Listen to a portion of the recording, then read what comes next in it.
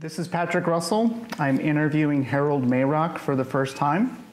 This interview is taking place in Lima, Peru on February the 10th, 2015.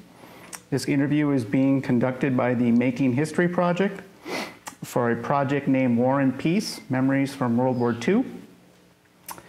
Let's start a little bit with your background, Harald. When were you born? On May 26, 1927. And where were you born? In Lima, Peru. And your parents were from where? My father was from Germany. My mother was born in Chile, in Santiago de Chile, the daughter of George Quentin, whose wife and mother of my mother was third generation already of Germans in Chile. And what brought your father to Peru? My father went originally to Chile, to Valparaiso, sent by a German bank after World War I, possibly around 1922. And he met my mother in Santiago in 1923 and married in 1925. And from there they moved from Chile to Peru, and what brought them to Lima ultimately? The manager of a construction company in Chile, who worked for a huge German consortium called Philipp Holzmann AG, a construction. They were doing seaports, bridges, highways in Latin America, and they wanted to open a branch in Peru, and they sent my father as the manager of the branch in Peru. That's how he came to Lima. And do you have any brothers or sisters? I have two sisters. I had two sisters, both deceased. And so you were born in Lima? In Lima. All right, and... I grew up in Lima until the age of 11. I went to the German school there. But in Peru, you couldn't take the baccalaureate of those days, which means finish school to be able to go to university. And so my parents decided to take me to a boarding school in Germany at the age of 11. Okay, and what was the name of that school? The school was called Schule Schloss Salem. Schule means school, Schloss, castle, Salem, the name of the school, which is in the southern part of Germany near Lake Constance. And you remained there by yourself and your parents still were in Lima? How's that? Did you go to school by yourself and your parents were? No, my parents took me. In those days, we are talking in 1939, February 1939. My parents took me by boat through Panama Canal. That's a trip that in those days took 30 days, more or less, to get to Bremen, a port in northern Germany. And we are talking about February 1939. They took me to school in March and made a trip around Germany to visit friends and relations. My father hadn't been to Germany for the last 15 years. And then there was talk of war already, April, May, June. So my parents decided to stay and see what happens. while I was going to school and meet me at holidays, because we're talking, the war started on the 1st of September, and I had one holiday from school, so my parents took a room in a pension where we could leave our things during their trips and my absence in boarding school. And we met there, and then in August, my parents decided to go back to Peru. And on the 28th of August,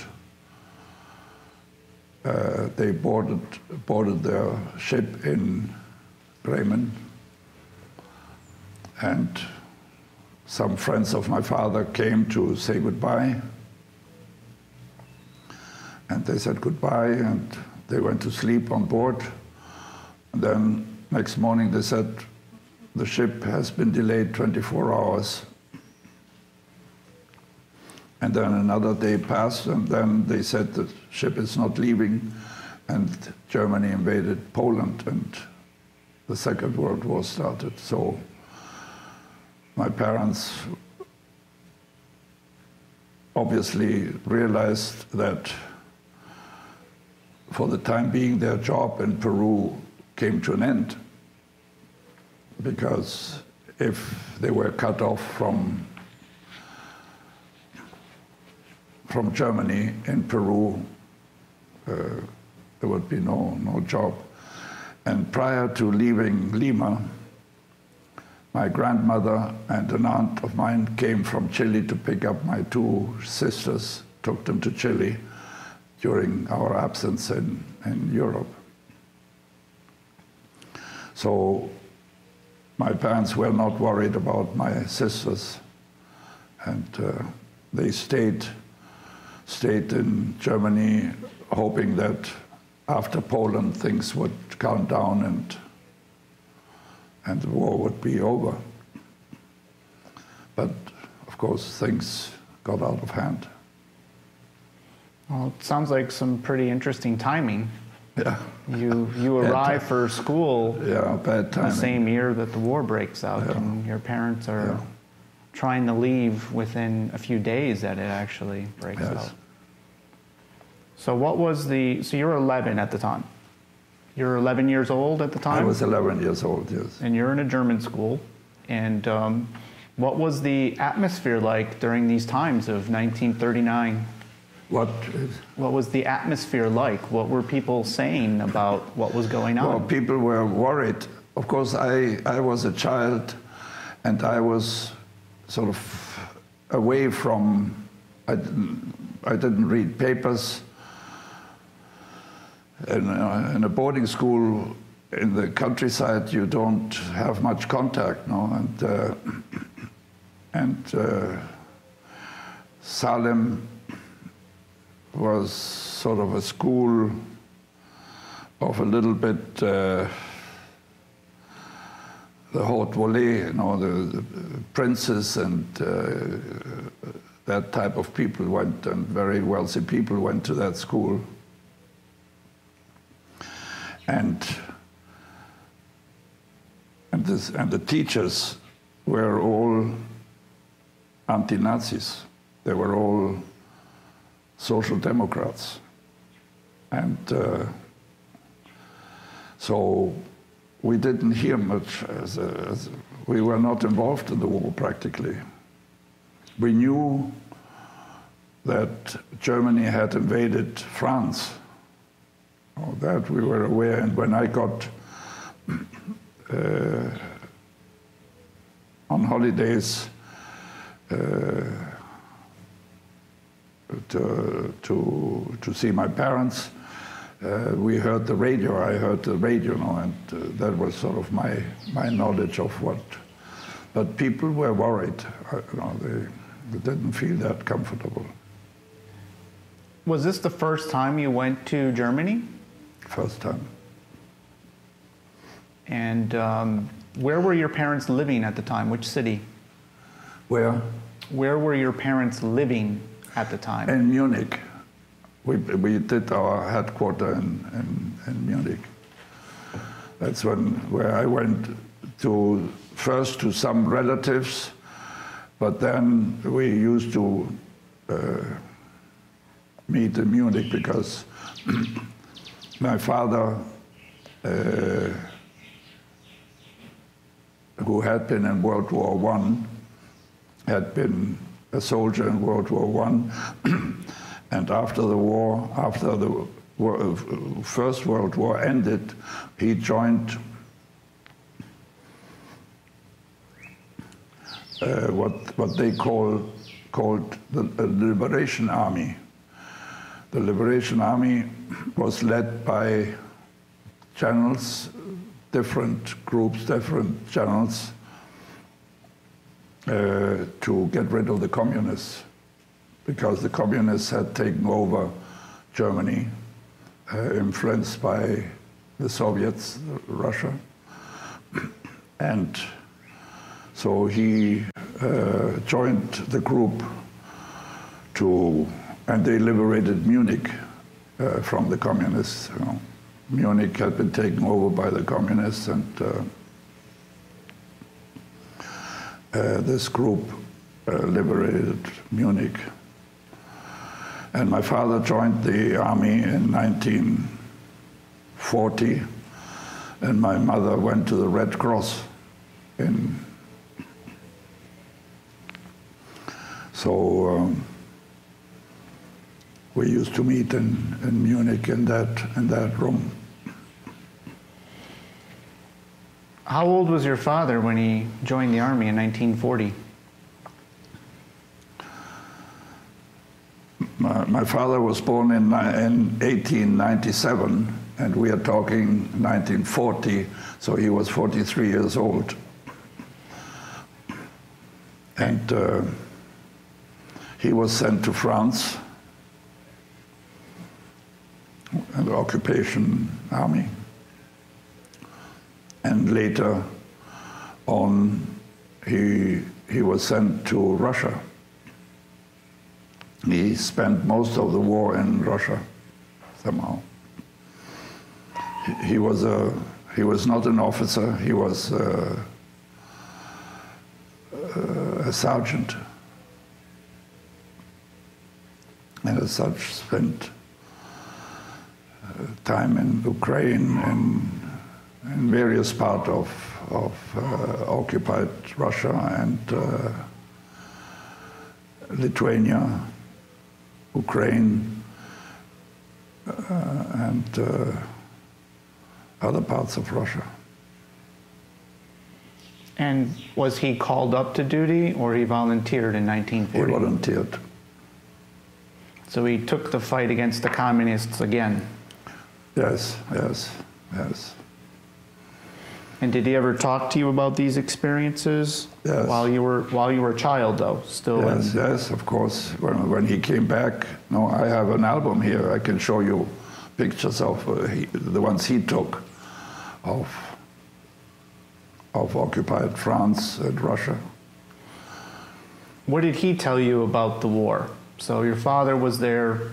What was his view of what was going on in Germany at the time? He hadn't been there in 15 years. Yes. Yes. He came back voluntarily. And then, yes, as chances would have it, a war broke out, and he volunteered. Yeah, he volunteered. So he must have been... for Germany. It was for Germany. He had strong feelings. We were all in the same boat, whether we liked the... My father never joined the Nazi Party, which was a problem for him in Peru, because he, being the manager of a German company, he was sort of within the German company, in the German colony here, he was somebody. And so the pressure of the Nazi Party was very strong that he should become a member. But my father refused. He said he was not politically interested to the extent that from Frankfurt, where the headquarters of this company was, for the one he worked, sent a person, a director, out on one of his trips to talk to my father and recommend that he join the party. And my father refused. He never joined it. But he was German. He was patriotic. And in the case of war, and so was my mother. My mother also, she became the head of a nursing home for wounded people in Trouville in France, north coast of France, and was there for 2 or 3 years until the invasion started. So what did your father tell you about his view of the war when you were a child? Well, he would bring me, for instance, he would bring me boots made by people in Lithuania, because there must have been good leather or something. He got me steel helmets from different types of troops, Russian steel helmets, French steel helmets. It's sort of a collection items. And he told me of what happened to him and what he was doing. Once he was in charge of a train that was to take fuel to a tank unit in Russia, and on the trip they were shot down by some guerrillas. They had to abandon the train and get the hell out of there, and they were lucky that they made it. Otherwise, he was not in the fighting. No, he was too old for that. No, he was not participating in the fighting, but I suppose in the occupation, administration, and supply, that kind of things he did. And what was the, well, I guess you were too young to understand what was going on in Poland. In Poland? Is there any reason? Well, what was we heard only the German part. We only heard of the atrocities of the Poles against the Germans that lived in Poland, which was probably invented as a I can't judge that, but the reason for invading Poland at the time, we were told that because of the atrocities of the Poles against Germans. And as the war escalated, as it got bigger and more countries were invaded, what was your understanding for those? Because it seemed to become more of a domino effect. Yes. So how was that conveyed to the German people at the time? In fact, one didn't think much. One supposed that it was a defensive measure to avoid for the Allies, or at the time the British, to get a foothold in Europe, like first in Narvik in Norway, and later on in Greece and Crete, and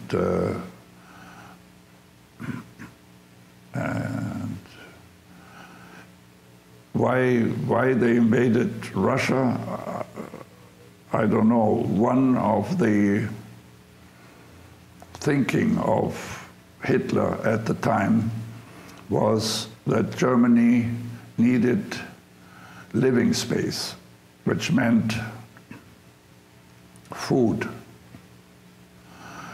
In those years, the thinking was different because it was still agricultural society, and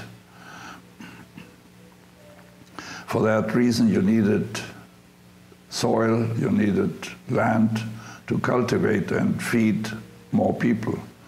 It's not like nowadays that you, with the same number of land, you produce 10 times more than 80 years ago. And he must in part invaded Russia because most grain came from the Ukraine in those years, which was one of the ingredients for bread. But as a child, I didn't think much about the reasons or... That would have been something your father would have thought about. Yes, yes. Did he ever talk to you about his thinking on the invasion of Russia?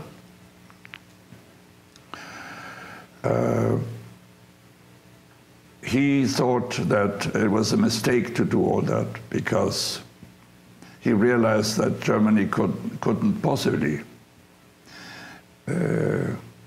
maintain all these countries occupied and fed, because there were shortages of food already in Germany. Very much everything was rationed. You got tickets for so much grams of meat per month, so much fat, so much flour, and sugar. Everything was rationed. And as you got older at school, did the teaching change? Did you... The teachers remained the same, except the Nazi Party sent one director, an SS captain, to...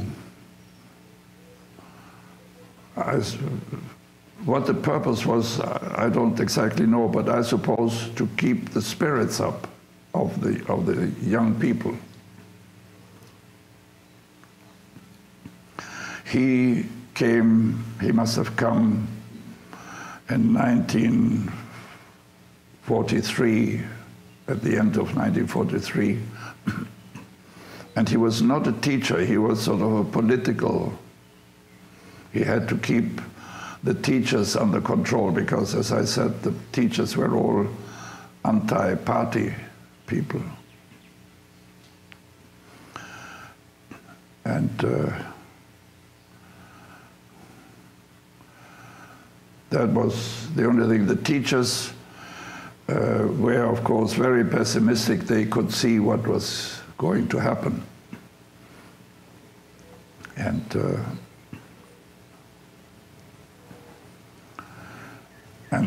as a lot of pupils started going to war during the older generations started going to war, so the teachers were very sad about that, and of course it was a waste of fine people to send to get butchered. No, it's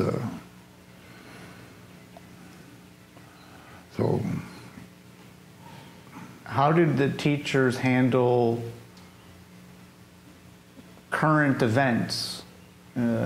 Say the rise of the Nazi Party. I'm interested in what your mindset was when you were there during the war. How did they tell you how they came to power? Was that a good thing, a bad thing? Was it neutral? Well, as I said, the teachers in our school were all anti-party people. They were all elderly people, and in retrospect, they were not very good teachers as such. They were very good educators. They were morally very fine people, very decent people. As teachers, they were not very good. The chemist teacher was, everything was theory, you know, he was not very good.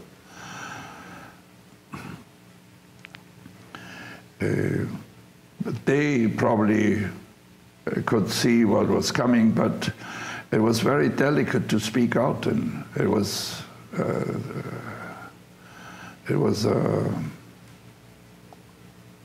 what do you call it, a dictatorship. You couldn't speak out. If you said the wrong word, you were sent to a concentration camp. And so we didn't get much fed about what was going on during those years. So they intentionally didn't cover it? So they didn't say a good thing, they didn't say a bad thing, they just avoided the subject? No. No.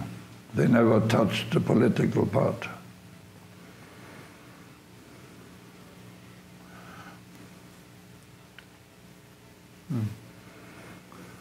What about, was there any type of because I've heard of the Hitler Youth, where they started youngsters in school. In the Hitler Youth. We were all in the Hitler Youth. It was a very good organization, excellent organization. And there were various branches.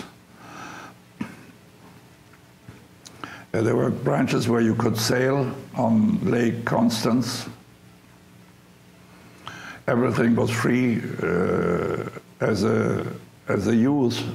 If you had the uniform on, you got on the train, and without paying any ticket, you could just go to your courses of sailing.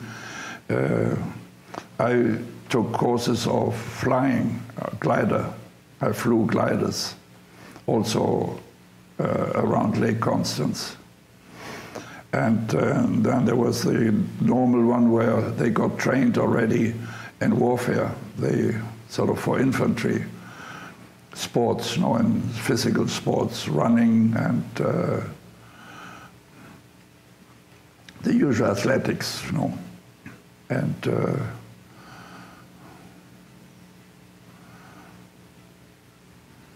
but Hitler Youth, everybody had to participate. That was a mandatory. Mandatory. But it was excellent for a very, very interesting, you know, for young people to get entertained instead of we for instance, we couldn't drink alcohol. In the school, it was prohibited alcohol. We had to go to bed at 9 o'clock and get up very Spartan in the morning, cold showers, you know, and things like that. Did you choose the glider, or the gliders chose you? No, I chose gliders. That meant build gliders from wood and step by step, each thing. We had a teacher that told us how to cut the wood, how to sandpaper it, how to do the parts to build a glider, all that. And the Hitler Youth, was that run by Nazi Party members? It's a Nazi, it was a Nazi institution. The organization was excellent, you know, excellent. Of course, it was easy for them relatively because of the dictatorship. You just gave an order and you had to follow it. It was relatively... Do you know, looking back now, because we talked earlier and you ended up serving in the Luftwaffe, do you recall your members of the Hitler Youth that were in your glider group, how many of them actually entered into the Luftwaffe? Well, I would say all of them. That's why they joined it. That's why they joined it. And before I joined the Luftwaffe, I had to do an exam, and that's when they selected me for night fighter, even because I had good eyesight. Night fighter. It was a little bit of an illusion because it never occurred afterwards.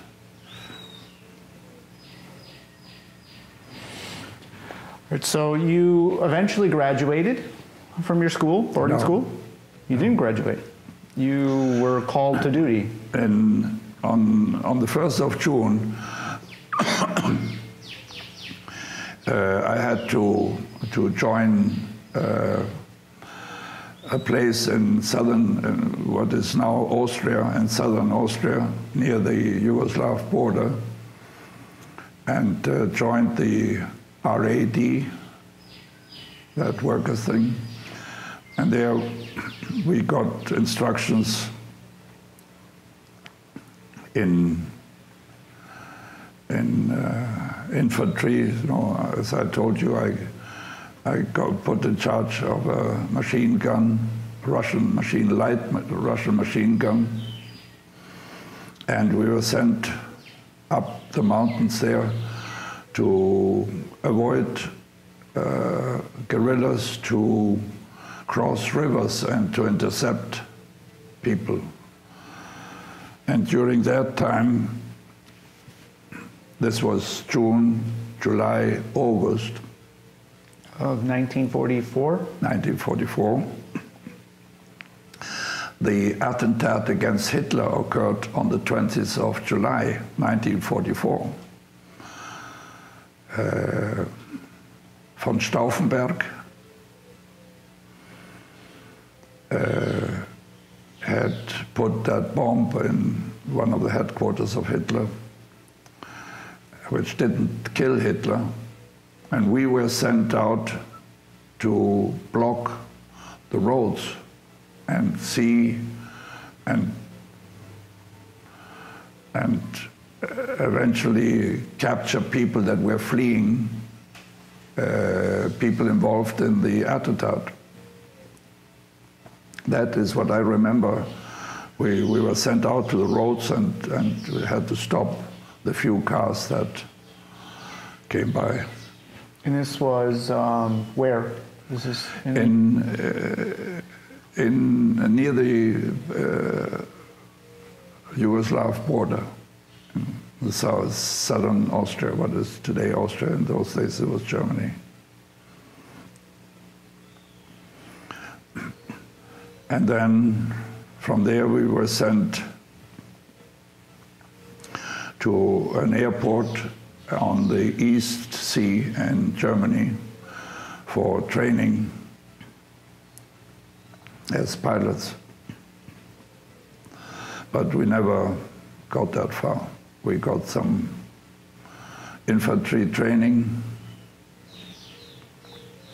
As it turned out that there was no gasoline and no planes left.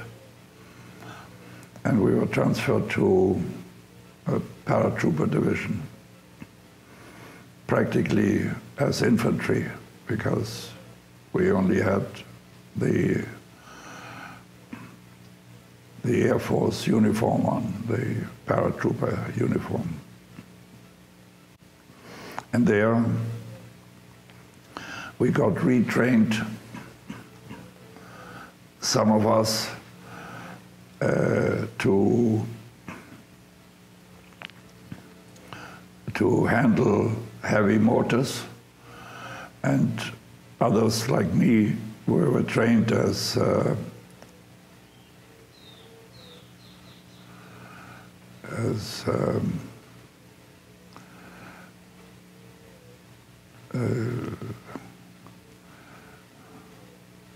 can't remember the what it's called, but we forward had, observer. Yeah, forward observer, but within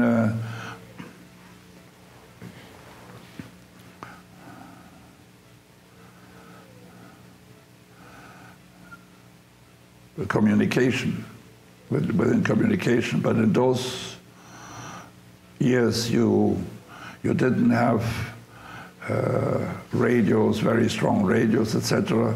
It was all with cable. We had to lay the cables for kilometers sometimes. We had to lay cable to communicate as a forward observer with the people of the heavy mortars in the back. Or at least sometimes 500 meters. They were 500 meters away, and our job was to, in practice later on, go as close to the enemy as possible where we could see them and direct the fire.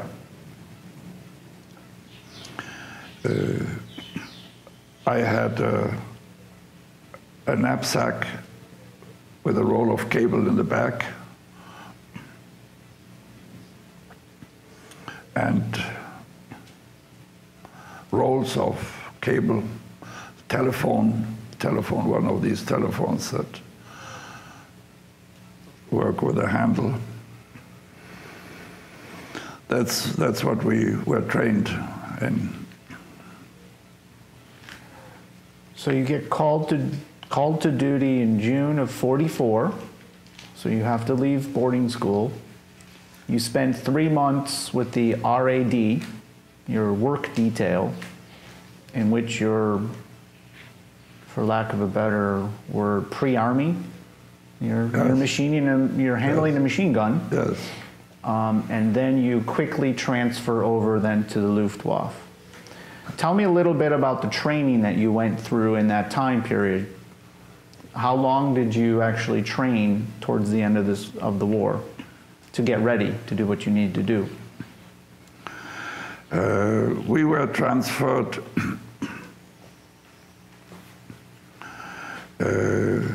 in December because we spent Christmas in a paratrooper compound, a big paratrooper compound.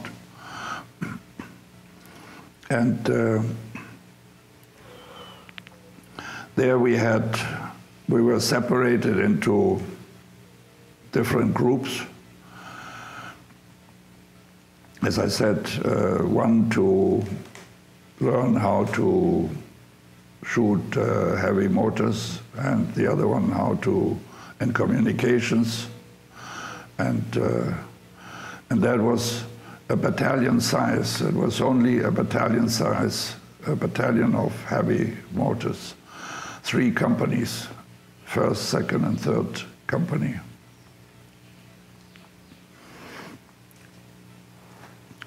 And one day we were sent, we were put on a train and sent to Holland. And specifically the night before we went to the front, we got lots of liqueurs and wine and drink. The first time I drank alcohol, because in school we were not allowed to drink alcohol, and I was 17 years old. And the next morning we had to get up, get very early and walk. We had to walk. And the heavy mortars and the equipment was all put on trucks, but we had to walk. And we walked we saw the artillery passing over us, and it was sort of new for us. And some of the sergeants with us, they were old paratroopers. They were real paratroopers. They had been in Crete. And then when we sort of ducked because we heard a grenade coming, they said, "Don't worry, as long as you hear the grenade, nothing will happen. It happens only when the grenade, when you don't hear the grenade. Then it's so near that..." The artillery shell? Artillery shell, yeah. And from then on, we went into action. On that first day? On that first day after you had your first well, drink? we went, yes. And the second day, artillery shell fell onto one of the heavy mortar position and killed several people. That was very, very impressive for us, because we were newcomers. We had never been there. And then most of the time it was retreating. It was defensive. We were on the defensive to hold the thing as long as we could. Back to your training for a paratrooper, did you ever jump out of a plane? No, never. What did you do to train as a paratrooper? What did you do to train as a paratrooper? No, we only got training as infantry. We never got training as a paratrooper. It was just normal. And in this case, not even infantry, because as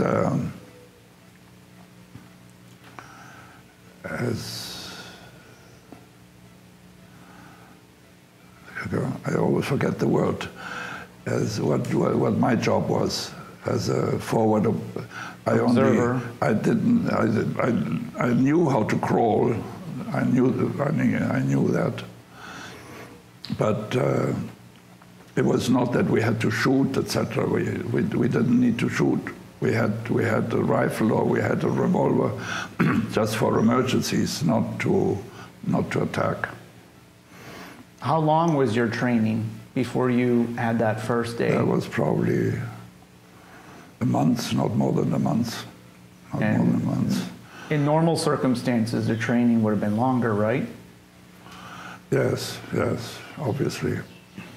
And you didn't receive hardly any training on how to use weapons? Hardly.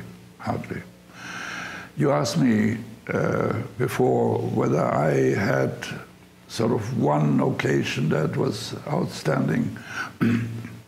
There was one. We were retreating mostly at night because during the day the air was dominated by the British, and they had planes that flew sort of three together. They would circle around. And when they saw something, they would come down, machine gun, whatever they saw, go up. On the second time, they would drop bombs, 2 or 3 bombs, I can't remember, I think 3 bombs. Pull up again, go around, and come back and machine gun, and then go home and fill up with things. And because of that, we usually retreated at night, so not to be seen. And one morning, early in the morning, about 500 meters ahead of us, there was some kerfuffle, some movement, and shouting. And so I went to see what there was, and some of our people, also the lieutenant, the lieutenant of our company was among them. And it happened that 3 English tanks had broken through the German lines, had anticipated and were shooting into the retreating troops.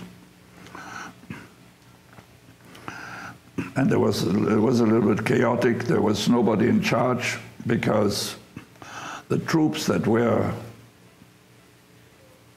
on that road, sort of not a big road, no, with trees along on the sides, they were of all kind of troops there. There were tank people, there were infantry, there were paratroopers. Everybody was going back on the same road. There was not much space. And there were dead people, dead horses, and dead trucks, broken down trucks. And nobody did anything. So my lieutenant said, let's go and see what these tanks are. And they was, this was the road, this was the road here. And there was a house here about 100 meters away. And there was a sort of a mud road there, and the tanks were standing here and shooting into. And so what we did, we approached the house from the back. And by the time the lieutenant and myself arrived there, one of our old Crete sergeants had shot down one with a bazooka, had shot down the last one. And there was another infantryman. He was standing there with a machine gun. In those days, they are very different from now, but sort of a relatively heavy machine gun shooting along here. He was standing there shooting in this direction, and the tank groups had abandoned their tanks and off. So we followed them, we persecuted them and took prisoners, and some of them were wounded. The head of the group of the British was a major. He was wounded, and several other wounded. So we all took to the house. There were about 12 British people, some of them wounded.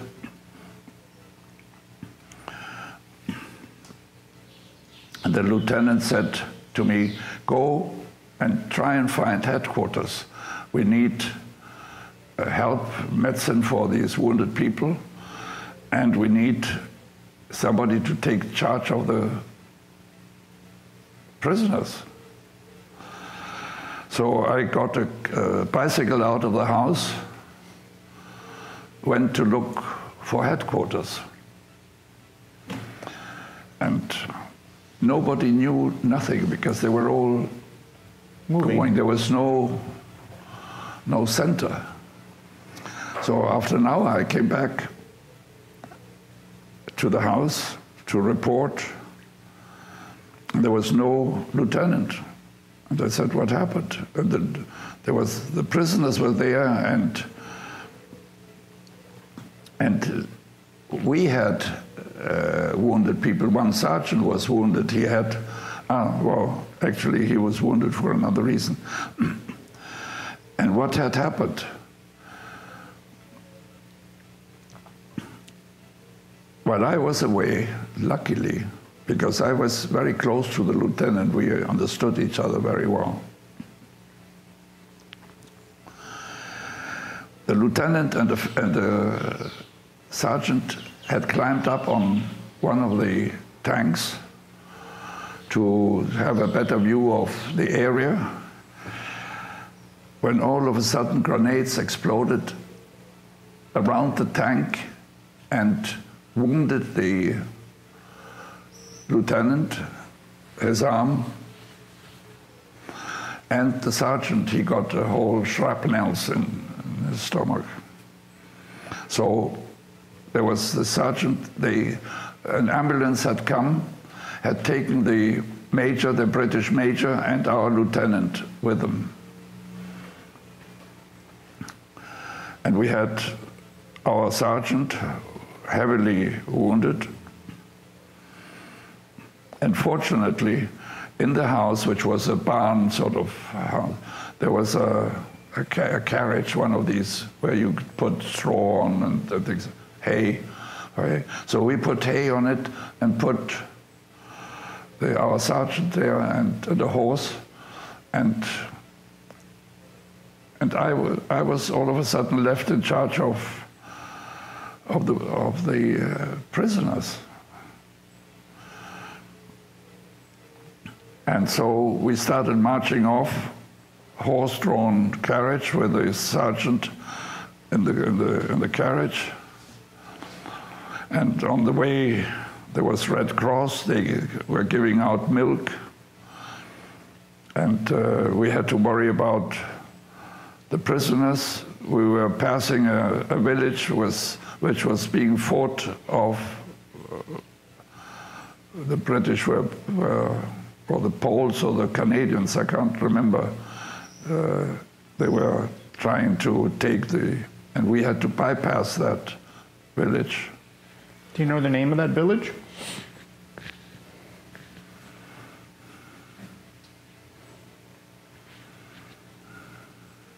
No. No.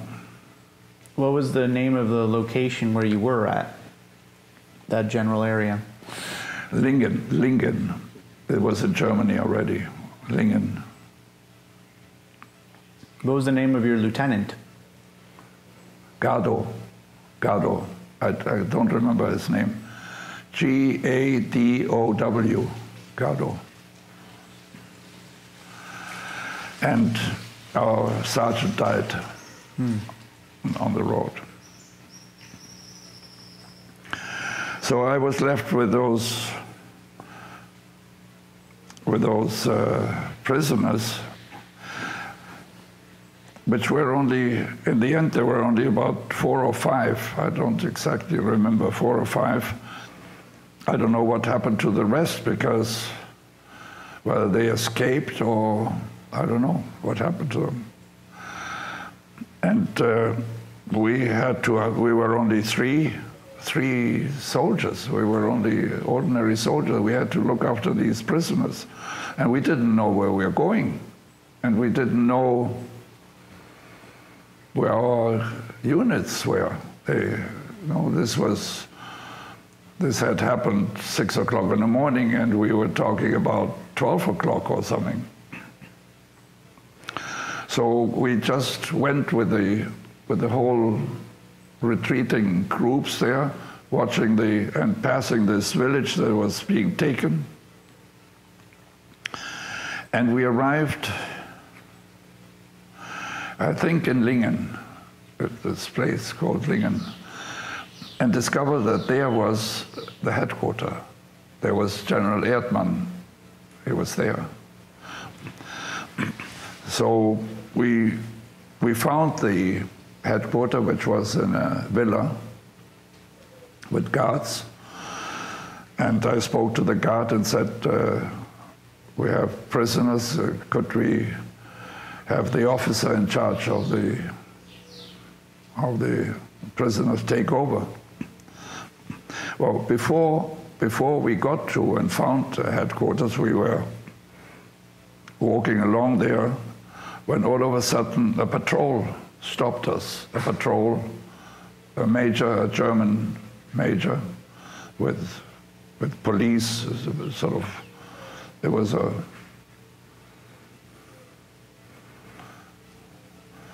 was military police sort of type of thing. And said, who are you? What are you? Because they were checking deserters. In those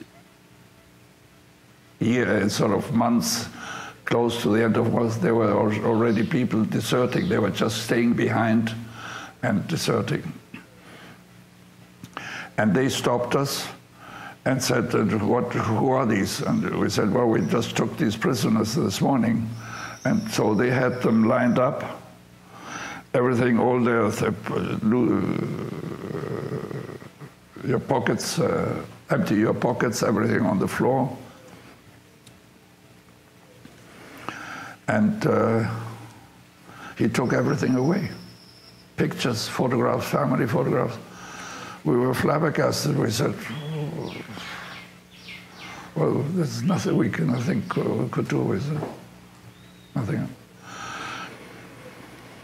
So finally we arrived at headquarters, and then it became dark, we sat there in the street waiting for an officer, and an hour passed and nothing happened. So I went to the guard and said, look, I need to talk to the officer.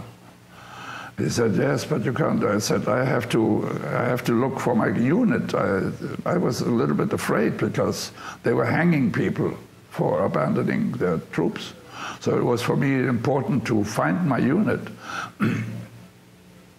and my companions. And so I just went past the guard and went up to the villa.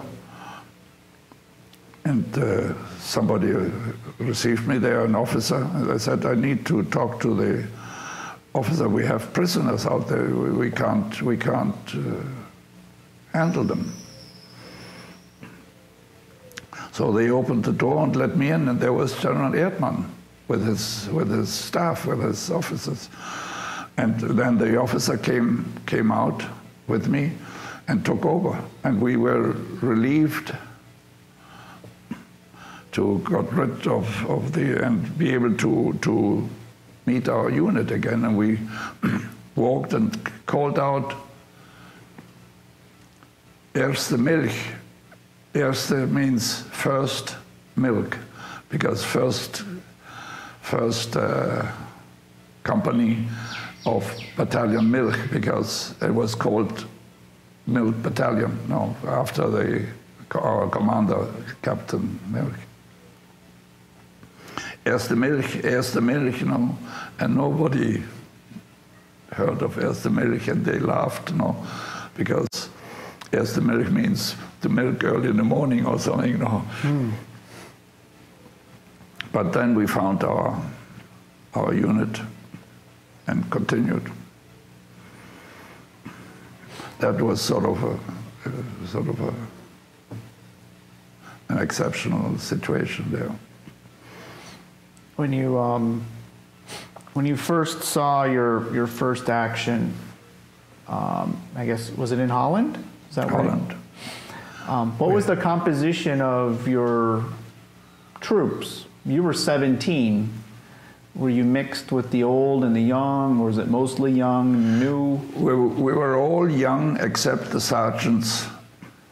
Even the officers were young, because after we lost Lieutenant Gardo, we got an officer who had never been in action. And one day, I came back from forward observer. We had been there all night and had just been able to cross a bridge that was being fought about. Just crossed it and got to our unit, when this new lieutenant ordered me and my buddy, because we were always two buddies, and a sergeant or an officer, or the officer or the sergeant gave the orders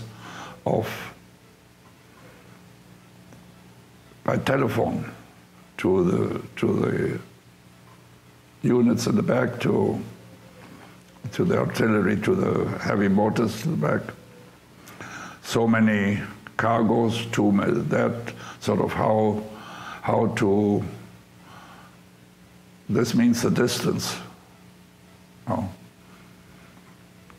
How many charges and how to the distance. Who would make that? The officer would make that? The officers. And we used to, I used to be at the telephone. He said, 4 charges. And I said, 4 charges. And he said, so much inclination, and I said, so much inclinations. And then he said, fire. And then I said, fire. And then I heard boom, boom, boom. And we saw the thing coming, and then he would correct the distance and correct the... And can you do that in German for me just once?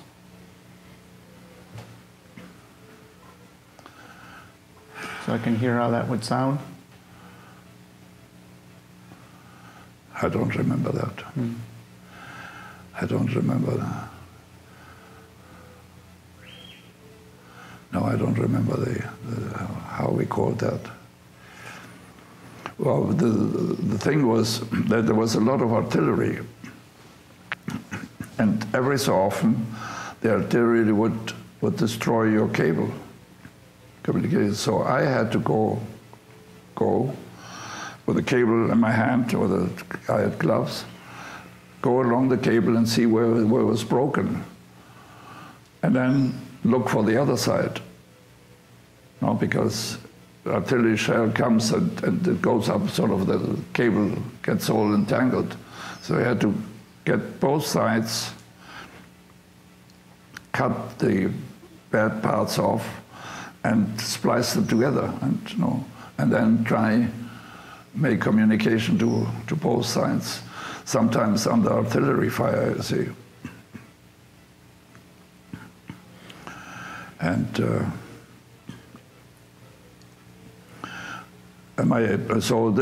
we came back one morning after having crossed the bridge that was already being fought for, and the lieutenant said, go back to the bridge and let me know in what situation that is. And the man was crazy, because that was suicide. It was suicide for us to go there and just for him to know whether the bridge had been taken or not. And well, we went in the end, but it shows that our new talent had no experience. And we had this lieutenant until the end of the war. Oh, I hope he learned along the way. Yeah. Where was that experience? That bridge. We never knew where we were. We never knew. I looked up the maps to reconstruct, and we must have gone from west to east, obviously, but we must have gone south, somehow south. I couldn't follow what. So you started in Holland, and it was a retreat all the way back to Germany. And then, yes. And what was the name of your battalion? Of your battalion, It was what it said, Schweres Granatwerfer Versuchsbataillon. That was the name. And it was 1st Company? 1st Company, yes. And what Paratrooper Division? Yes. 7th? Battalion Milk. And your highest rank was what in the Luftwaffe? The highest rank of? In the Luftwaffe, your highest rank? No, I was just one above the ordinary soldier. In German, it's called Gefreiter, with one thing, with a V here, sort of, a V. And during your service, did you receive any medals? Well, service records? The ones I showed you. And which ones were those? The Iron Cross 2nd class, and a medal for seeing at least 7 times the white in the eye of the enemy. And what was that called, that medal? Yeah, so that was called Luftwaffen Erdkampfabzeichen in silver. And how did you get the Iron Cross 2nd class? How does that get awarded? How? How do you receive the Iron Cross second class? Well, the battalion, the whole battalion stood in carré, the three companies, one company, the other company, the third company. And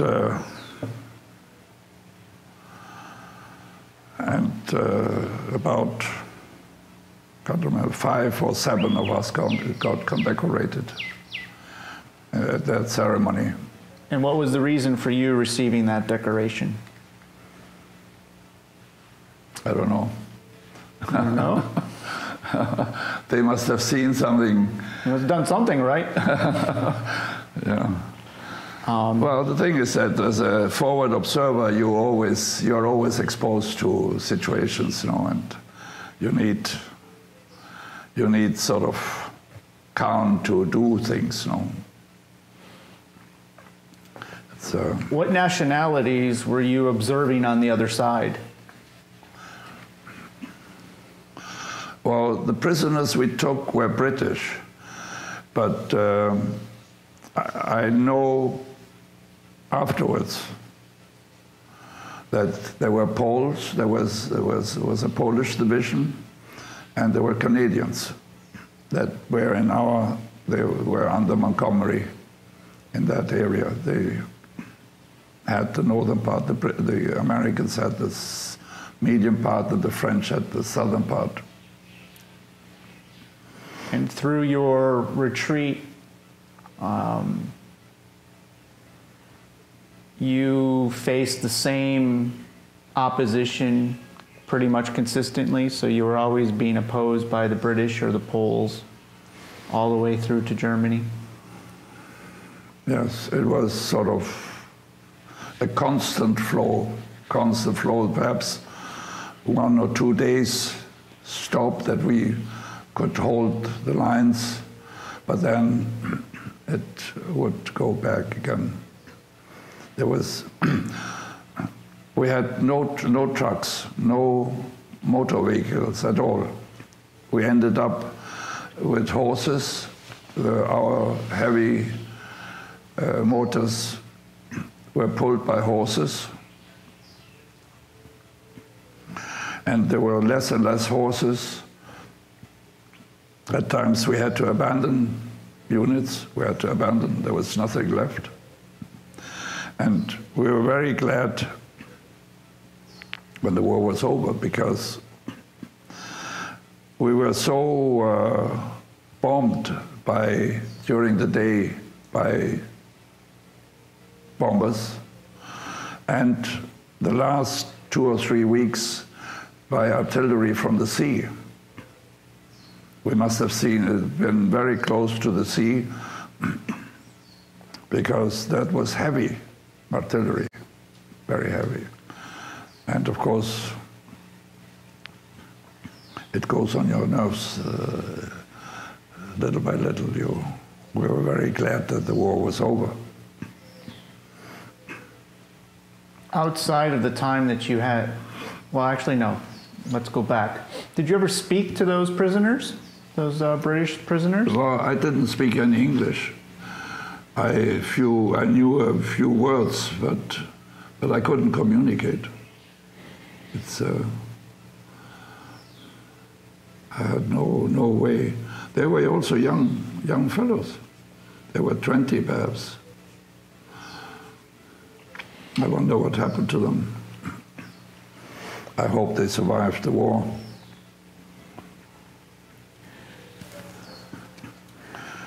Well, and then when on the 8th of May,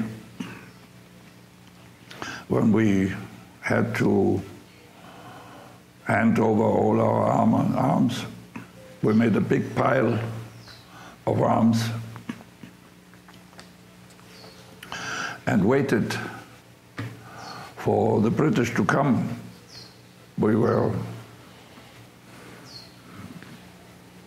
Our battalion was left where we had camped the night before. There we were, a pile of arms. Do you know where you were? Where? not really. It could have been near Wilhelmshaven, which is a port in the North Sea area. And then we waited for the British to come, and nothing happened. And the whole day we were sitting there, nothing, we didn't know what was going to happen. I don't know where the food came from. I suppose the battalion still had reserves of food. And the next day, we heard a motorbike, and a British soldier came on a motorbike. Sort of All by himself? All by himself. Came, looked at the pile of arms, and said something to us. We stood around.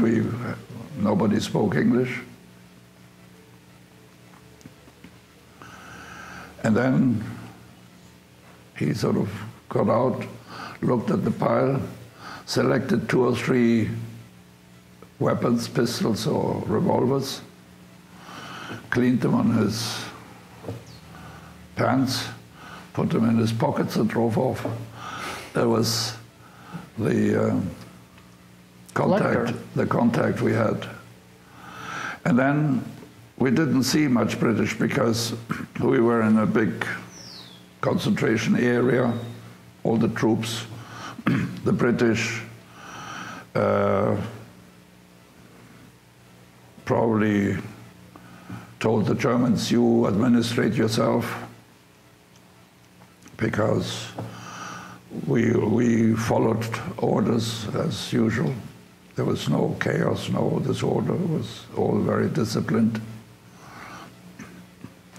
And there we were for several months. In a camp? No. We were able to move around a big area.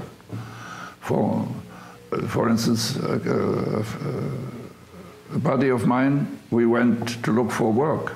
We went to a village and looked to see if we could work somewhere for food, because there was shortage of food. You're still wearing your uniforms? How's that? You're still wearing your uniforms? Yes, still our uniform. But we were not allowed medals or nothing of that. But yes, that was the only thing we had. And nothing happened. Nothing happened until we went to a camp where we were released. We were treated with DDT to get rid of the lice we had. We were full of lice, of course. We got DDT, and then we were asked, where's your home? And Germany was divided in 4 areas. The Russian area, east, the British area, the northern part, the American area, which was Bavaria, Munich, Bavaria, and the French part, the south of Germany with Lake Constance, where my school was. It was occupied by the French. And I said, I go to Munich. So they put the ones that went to Bavaria, to the American zone, 2,000 prisoners onto cattle wagons, 40 men to a cattle wagon. And south. Took 5 days to arrive in the Munich area. When you're being transported, who's in charge? Who's in charge of these cattle wagons? I know that the British had machine guns on the roofs, but I'm not sure whether the head of the thing was German or English, I don't know. Under British command, obviously. And we arrived at the American camp, which was a huge camp, tent camp, where they released the prisoners and got them documents, because you had to identify IDs. And when we arrived there, all of a sudden, a rumor started saying, the French have come to collect prisoners to work in the coal mines in France. So some of us said, well, we don't want to go to coal mines. And sure enough, they changed the locks, the locomotives, and started going. And I said, I'm not going to France another half year or a year. And I jumped off the train. And my companion, who was also going to go, he didn't jump. And, well, he didn't jump. So this was in the evening, and I walked all night towards Munich. I didn't know where Munich was, but I knew I was in Bavaria. And it so happened that the camp was fairly close to Munich. And there was curfew, of course. You couldn't walk at night, you couldn't. So I had to walk very carefully, and when I saw a light, I had to hide. And I walked all night and all day, and I arrived on the outskirts of Munich.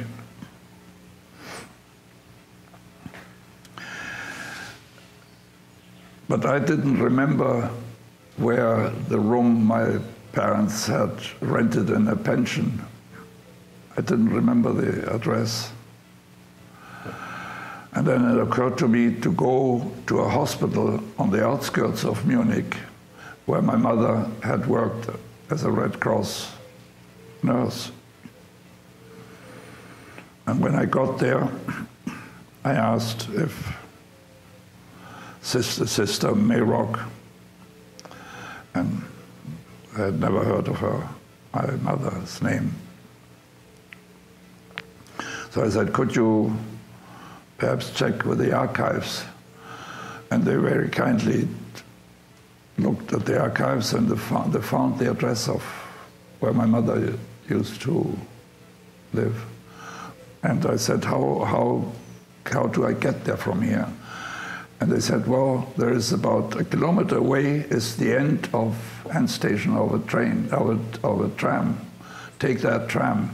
That tram takes you to such and such a place in Munich, and that place is only 2 blocks away from where you want to go. So I ran there because I got the last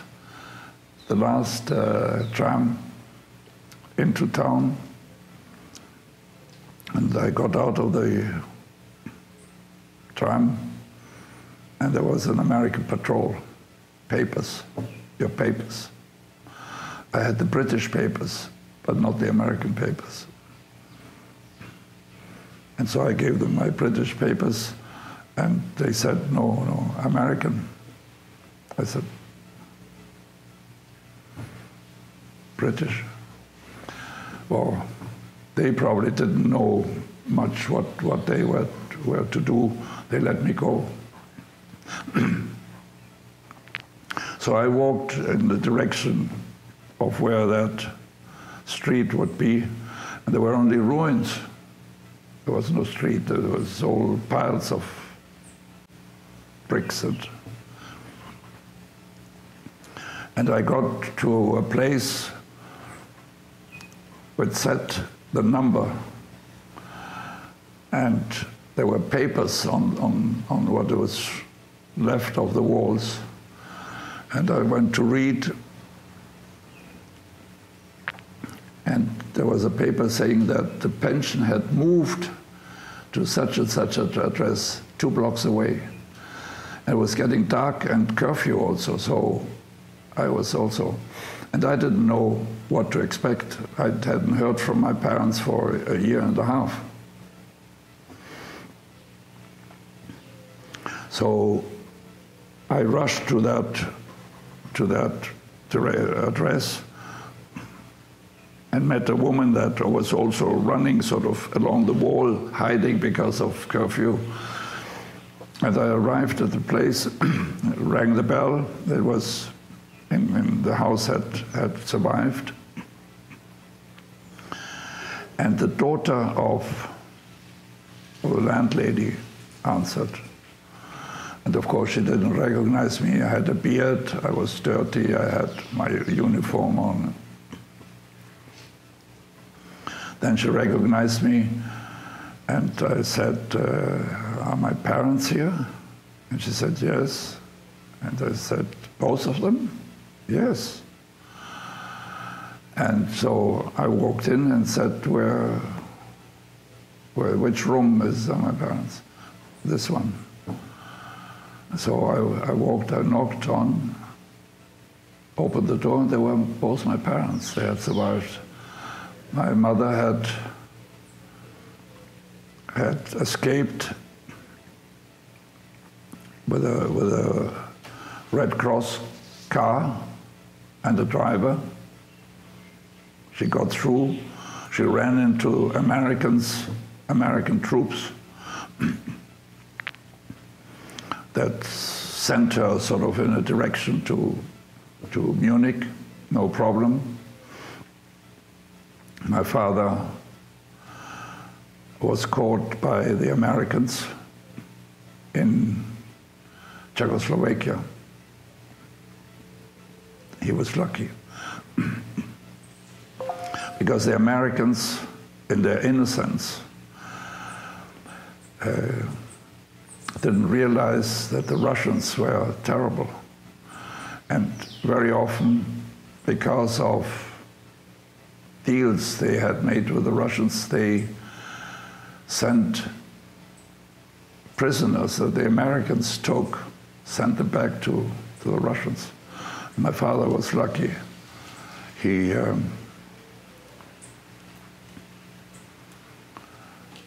was left on a big Air Force tarmac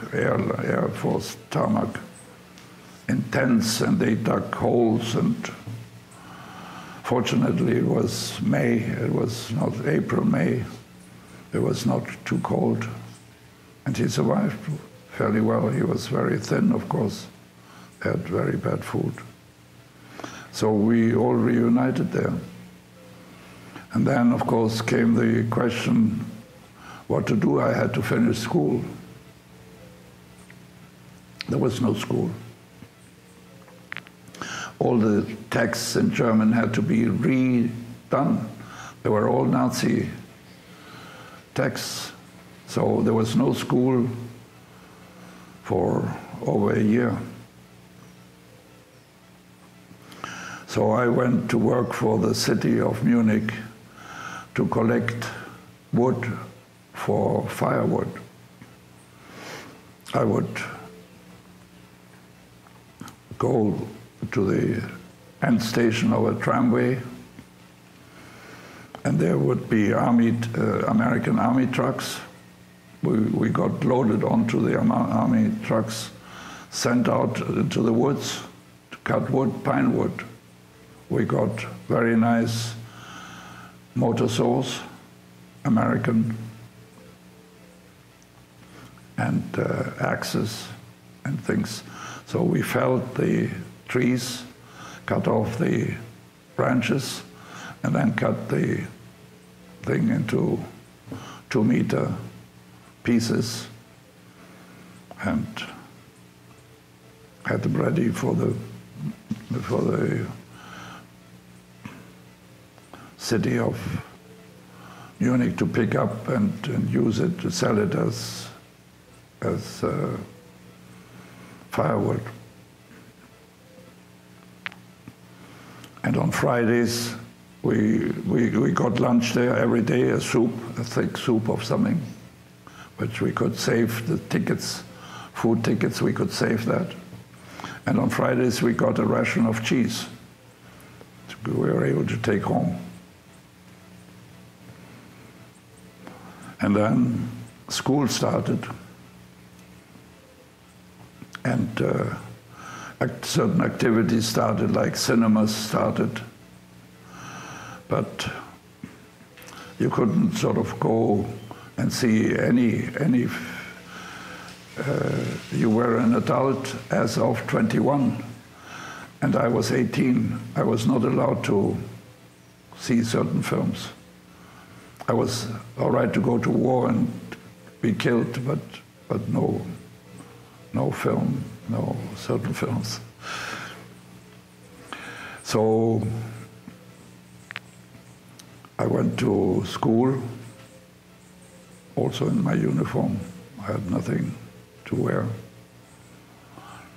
And finished school, made my baccalaureate there. And then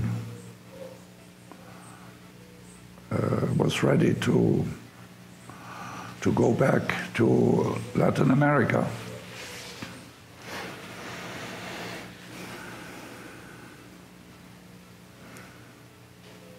And when did your family, your father and your mother and everybody left and came back to Lima? Well, after finishing school, which was in 1946, end of 1946, by that time, the consuls of Latin American countries started arriving in Munich to get back their nationals. And so my mother and myself went to the Peruvian consul because my father wanted to come back to Peru. Also, I don't know why, because I don't know what he expected. The company was, to get a job in that company was impossible. But anyway, we went to the Peruvian consul, and I had to fill out some questionnaires. And among those questions was, have you been in the German army? And I said yes. And that was reason for me not to be allowed back to Peru. So later on we went with my mother to the Chilean consul. And the Chilean consul, the Chileans were more, Peru had declared war to Germany.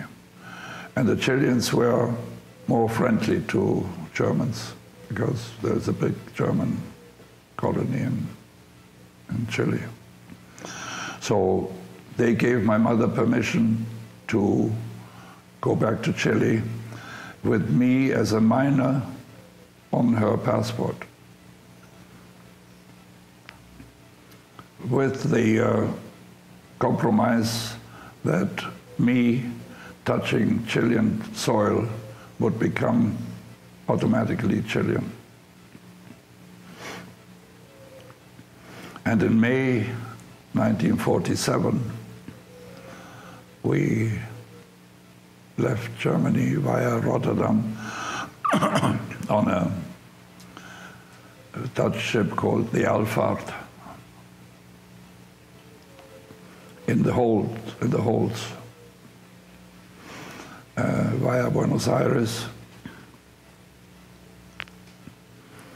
and went to Chile, where my grandparents were. And my father was not allowed to leave Germany because he was German. only after all his relatives were overseas, then he could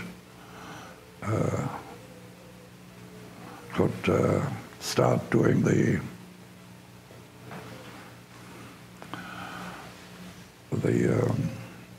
ask for permit to leave, and that's what he did. He arrived in 1948 or so in Chile. And the problem was for my father to find work in Chile. By then he was 50. And Chile was in a very bad economic situation. There was no foreign currency. There was a recession and not much work to get. So it was a little bit tough for him. And how did you make it finally to Peru?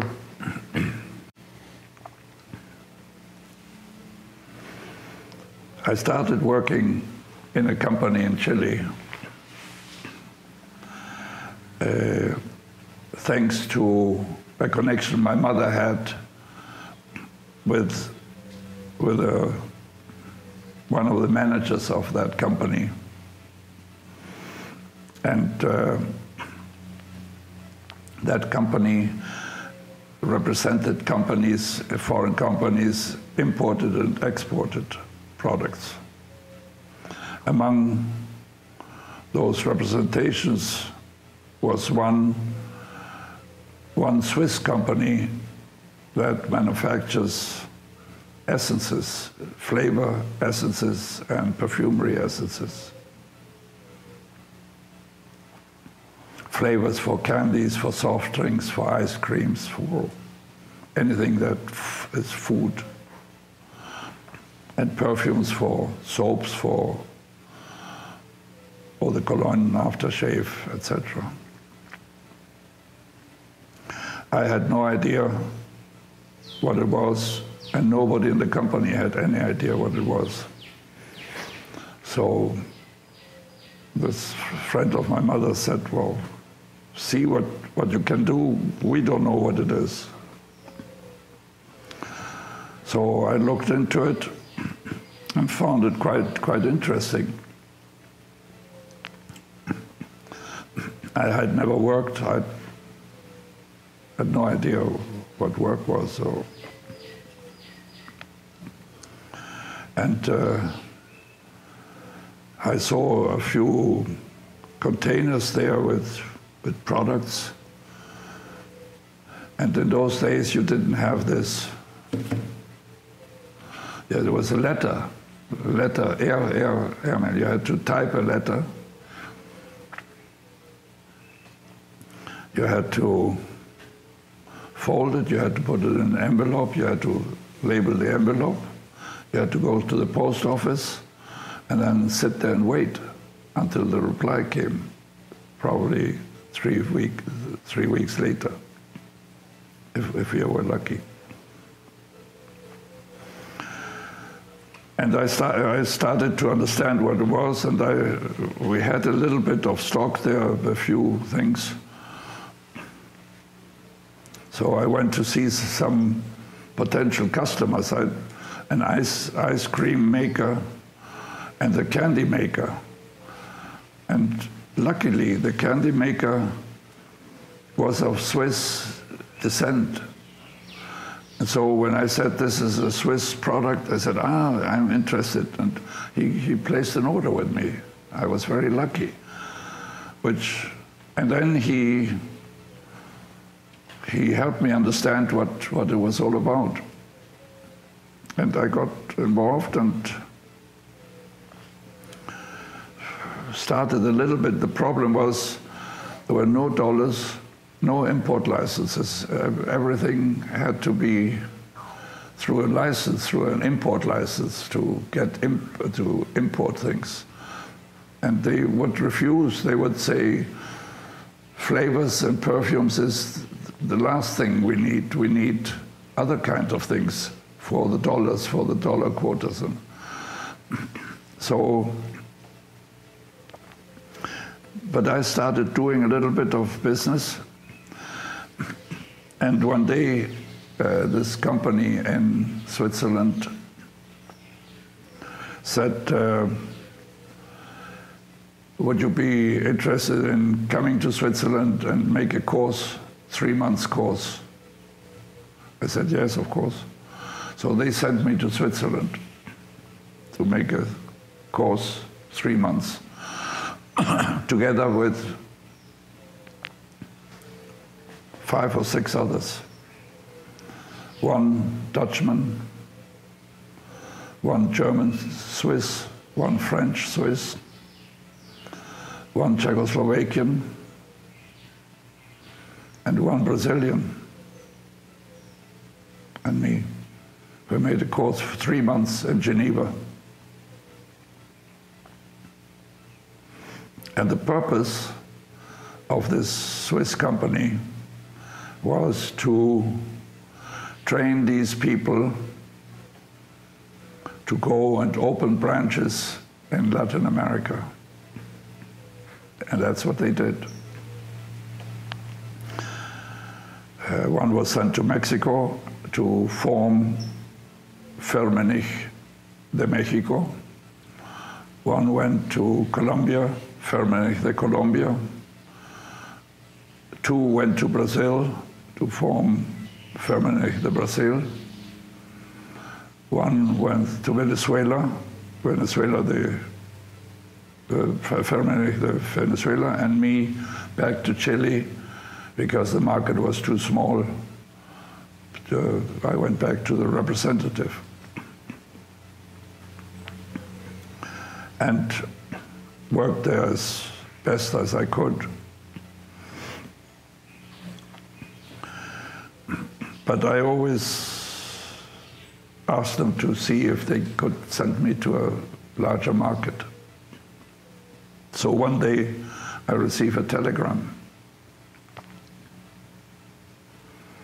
Would you be interested in going to South Africa and work South Africa, Namibia, and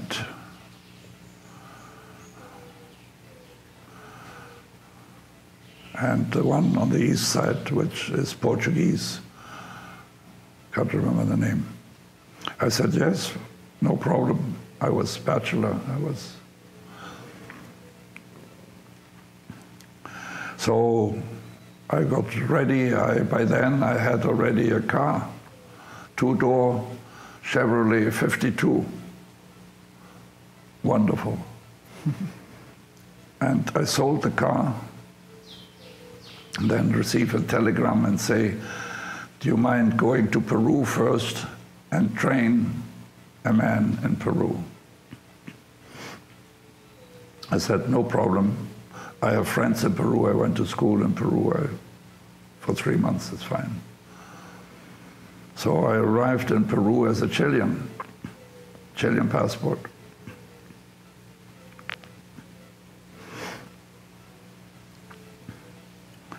And I went to work for the local representative of this Swiss company. And to train this man they had hired for this line of business, a Belgian. And I would arrive early in the morning at 8 o'clock, sit at my desk, and wait for the man to come to be trained. Well, he would arrive at 10 o'clock, 11 o'clock, no urgency. And we were wondering why doesn't he come, sort of. Well, the man was a Belgian, married to a woman that had some connections in Peru. That's why he came to Peru. But he had been a consultant to King Farouk of Egypt and lived a great life in the Nile Hilton in Cairo. And then came along Gamal Abdel Nasser and sent the king packing, and he lost the job. He had to flee Egypt and ended up in Peru, probably with some money, I suppose, but without any intention of working, sort of. So after 3 months, it turned out the man was not trainable, untrainable, and he didn't want to work. He had other things. So the Swiss company asked me, do you mind staying? And I said, no problem. So I stayed and worked for this Swiss company here, a big company, a big Swiss company in Peru, very good company. And in Peru, you had no problem with import licenses or dollar quotas. And I started building up the business here. Well, that's a longer story, of course. I don't know whether it fits into your... Well, I wanted to know how you got here. Because this is the result. Going back to your time in the service of the German army, well, the Luftwaffe specifically. Part of the project that I deal with is to examine more or less the traumatic events of war and how it impacts people, even today. And you touched on that briefly when you said that, the bombs would be coming and it got on your nerves, and it kept on getting on your nerves a little bit each day. That's the kind of thing that I then focus on in my project.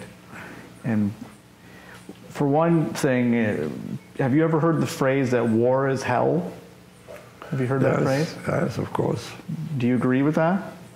Absolutely. And why? What did you witness that type of aspect? Well, I had certain experiences. For instance, I had just come back one morning from being a forward observer. I had let my pants down to do what nature requires. I was sort of sitting against a brick wall. In front of me, a meadow. I was sitting there, and all of a sudden, I see stripes, brown stripes in the meadow coming towards me at a speed. And there was a plane that was machine gunned me, and it went up the wall here, and I got full of, and that is a little bit of a shock, no? You saw the plane, I looked up, I saw this, then I looked up, and there was this plane coming. I could see the pilot.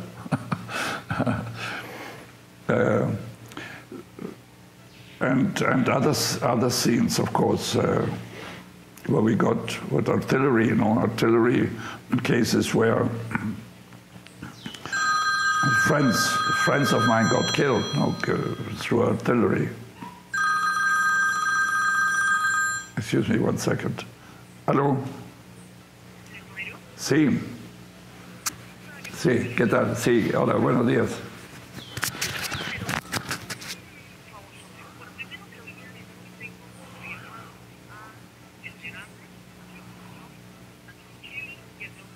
Ya. Ya. Ya, el señor Jaramillo no contesta. Ya. Ya, cómo no. Muy bien. Ya, cómo no. Sí, yo me comunico con el señor Jaramillo. Bien.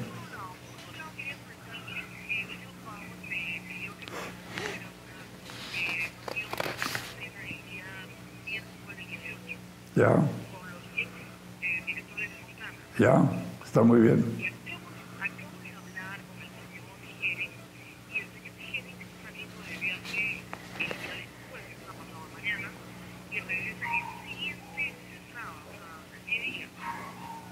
Entonces, yo puso, bueno, le planteé al señor Bauer y me dice que le digo para ver qué decisión toma. Mira, lo dejo todo en manos del señor Bauer. Que él decida. Yo soy materia disponible. Y con respecto, también quería comentarle con respecto al directorio siguiente de Montana, yo estaba pensando hacerlo en ese mes de febrero, justamente para la siguiente semana o la subsiguiente.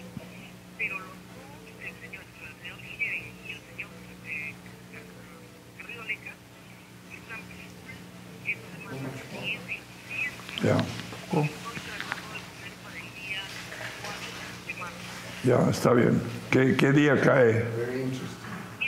Miércoles, está bien. Siempre en la tarde, Ya, está bien. Está bien. o a las 12 del día, que hay menos tráfico porque ya comienzan todos los chicos por ahí. Ya. Está bien. La sugerencia del señor Geren era ese, ¿no? Ya, está bien. De 12 a 3. Sí, está bien. Cualquier cosa, le quiero correr. ¿Cómo no? Ya, ¿cómo? Muy bien. Gracias. Gracias, Valentina. Hasta luego. Sorry, my secretary. A ver, juego.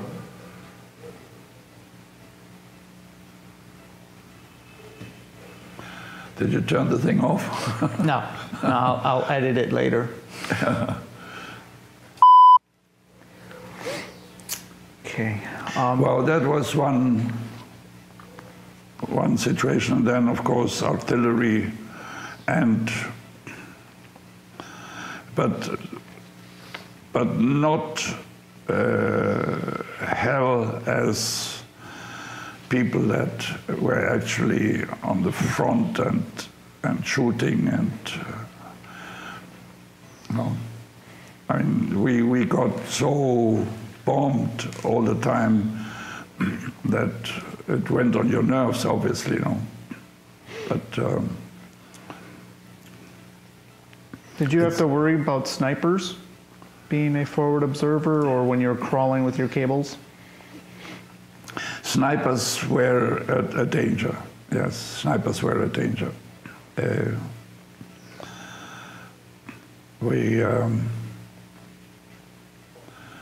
One of the first times we got into action, I went with Lieutenant Gardo to forward observer, and the British were on the other side of a woods, and in the middle, the Red Cross was collecting wounded and killed people. And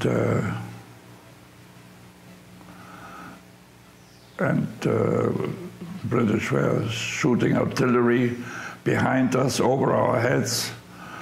And I remember some artillery shells fell into a chicken farm, white chicken. And I saw the chickens sort of fly through the air, poor chickens.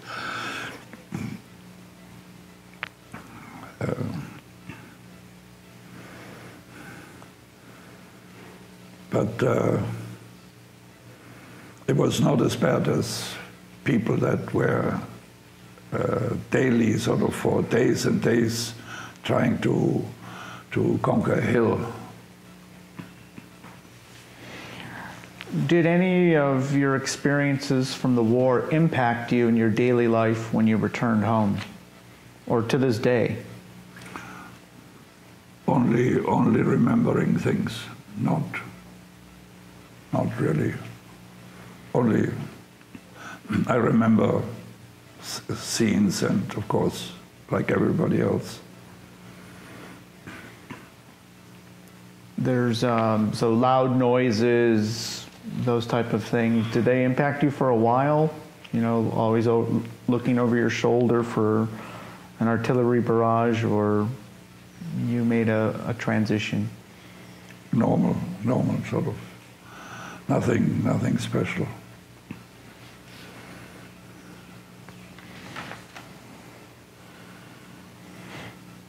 Now the final twist to what I examine, the war is hell topic and the trauma. The other part to it is sometimes the peaceful element. So the dichotomy, how you can have moments of war and hell, but during war you can also sometimes have moments of peace, or maybe acts of compassion, or memories of having that drink, something that's out of the ordinary from the normal grind from war. Did you recall any times that something like that would have happened? I didn't quite understand your question. Let's see if I can rephrase it. Were there times where you experienced, in the midst of war, times of peace? Was it even possible?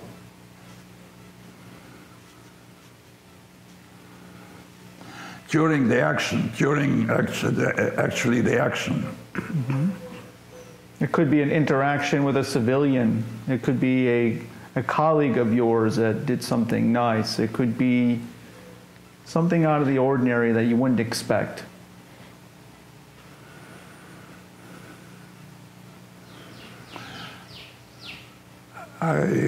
I can't remember much because we were always on the go somehow.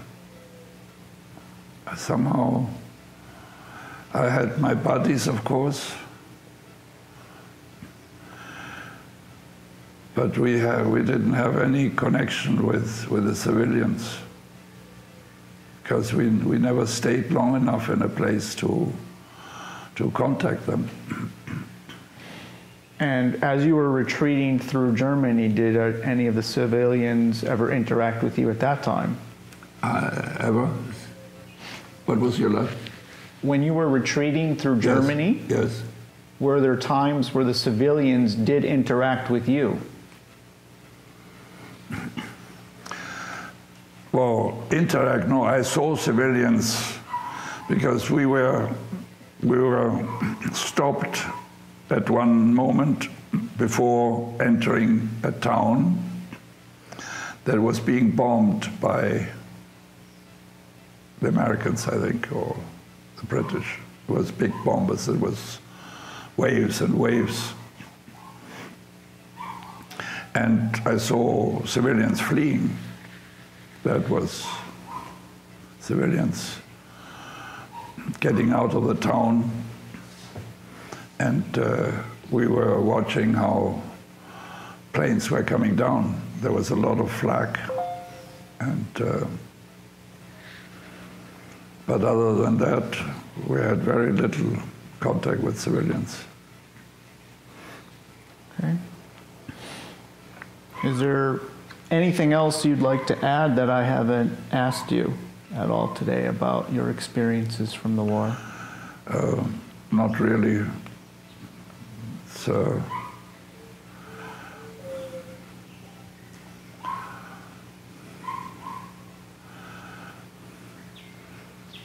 well, there are so many other stories, of course, but they don't always come to the point. No? Okay. Well, that's fine. I'd like to thank you for taking all this time to... I'm sorry I can't do much for you because I'm only at the end of the war, and nothing sensational has happened. Well, every experience is sensational to each person, so you've had some interesting experiences. My family was lucky to survive the war. My father was for 4 years in Russia, 4 years. My mother was in France for 3 years. We were lucky. Mm-hmm. That in itself is sensational. Yeah. And then your trip all the way back home to Peru. Yeah. Okay. All right, well, thank you so much. Welcome. for speaking with me.